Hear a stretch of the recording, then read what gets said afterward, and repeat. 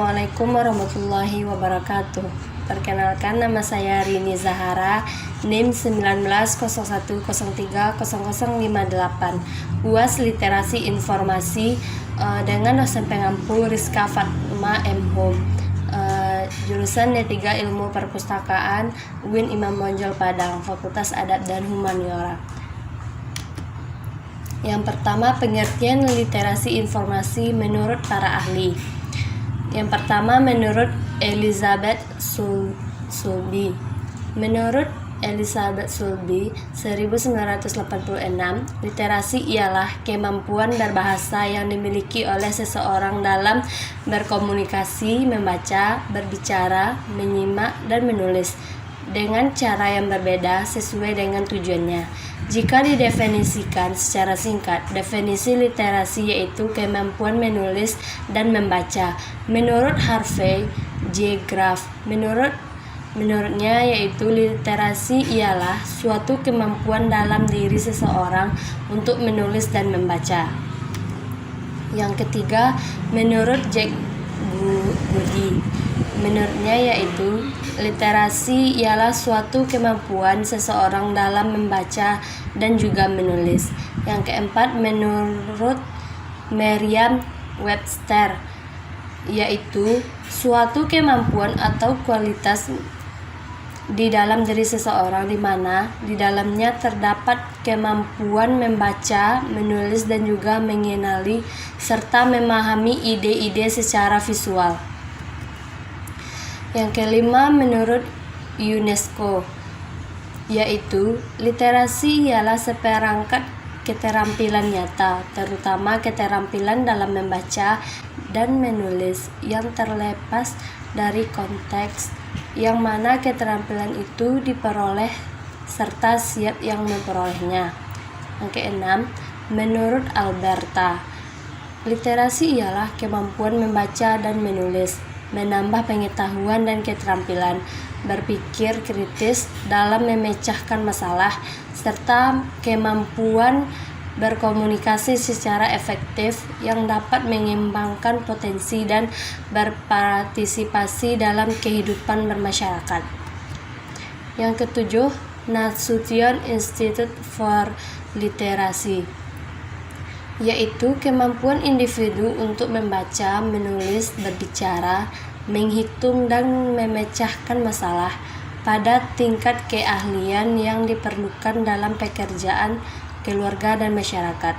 Definisi ini memaknai literasi dalam perspektif yang lebih kontekstual dari definisi perspektif yang lebih baik bahwa definisi literasi tergantung pada keterampilan yang dibutuhkan dalam lingkungan tertentu.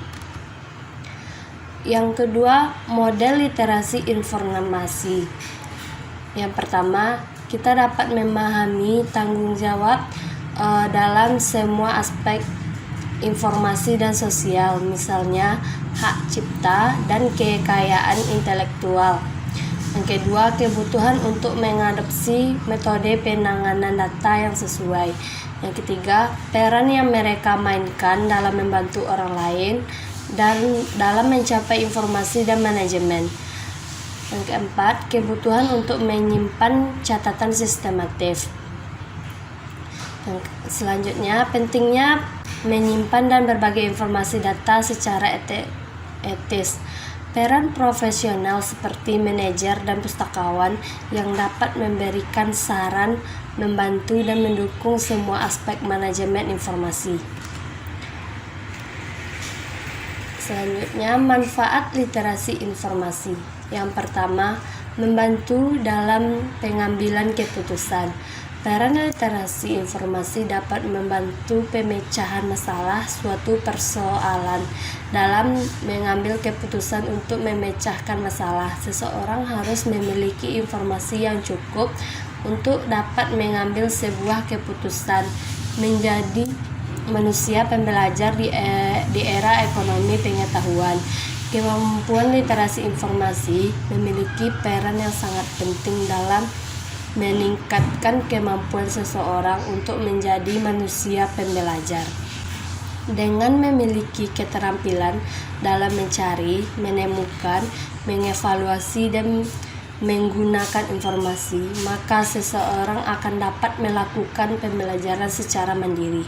Yang ketiga, menciptakan pengetahuan baru.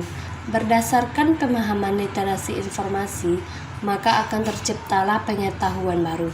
Seseorang memiliki literasi informasi akan mampu memilih informasi mana yang benar dan mana yang salah, sehingga tidak mudah saja percaya dengan informasi yang diperoleh. Selanjutnya, langkah-langkah cara melakukan penelusuran sumber referensi menurut jurnal. Adapun langkah-langkah penelusuran informasi meliputi sebagai berikut. Yang pertama, menurut Ellis, Cox dan Hall tahun 1993 dalam Elita 2004 tanggal 50 nomor 57, yaitu starting atau permulaan, signing atau penghubungan, browsing atau merawat, differentiating atau mensarikan, monitoring atau pengawasan, extracting atau mensarikan, verifying atau pengujian ketepatan, ending atau pengakhiran. Perbedaan berita hoaks dan fakta.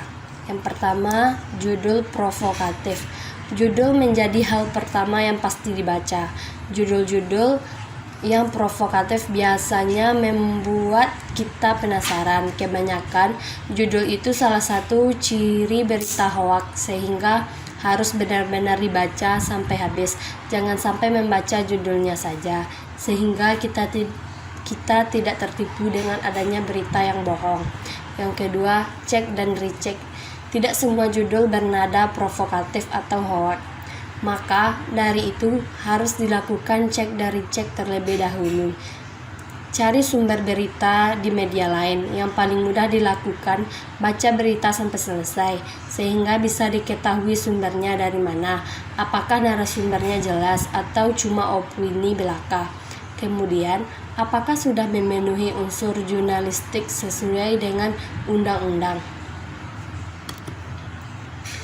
Berita hoaks dan fakta, seperti contohnya. Terima kasih. Assalamualaikum warahmatullahi wabarakatuh.